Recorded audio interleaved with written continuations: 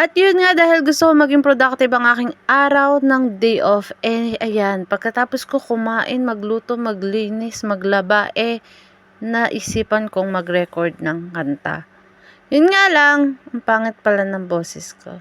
Kaya wag na lang, change career ulit.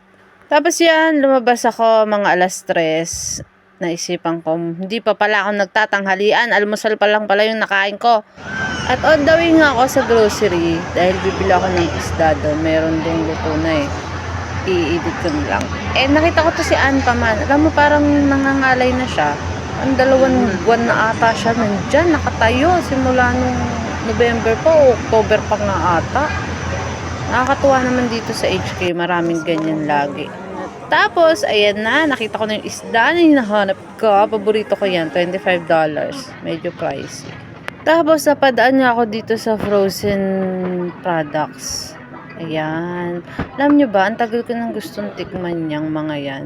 Kasi mukha silang masasarap. Kaya lang, every time na pupunta ako, wala akong dalang pera or wala akong budget. Lagi kong iniisip, sige, next sahod na lang.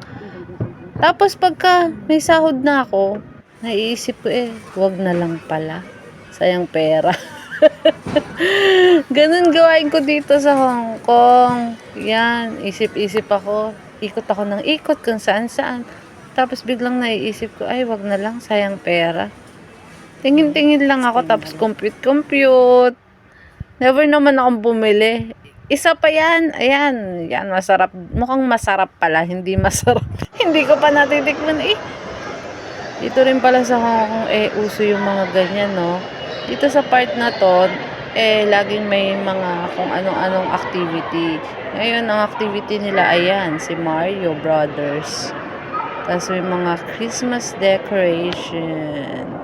Parang every mall ata. Hindi ko sure pero ganyan.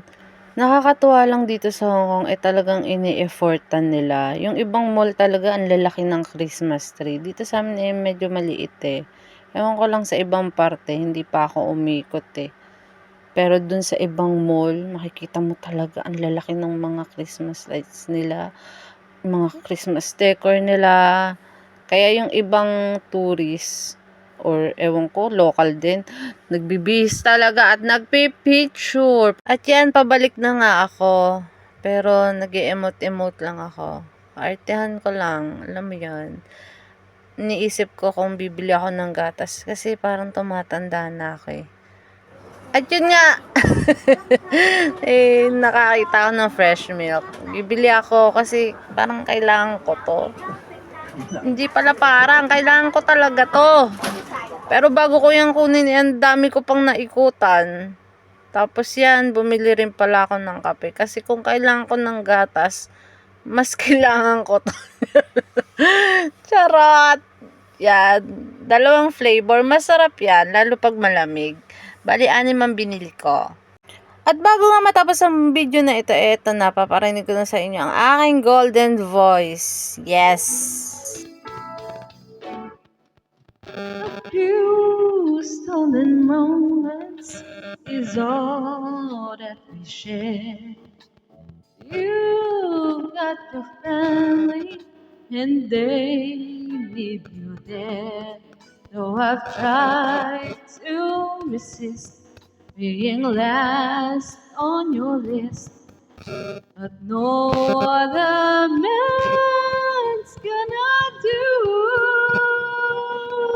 So I'm saying, Diba, pilingera? Yun lang, bye!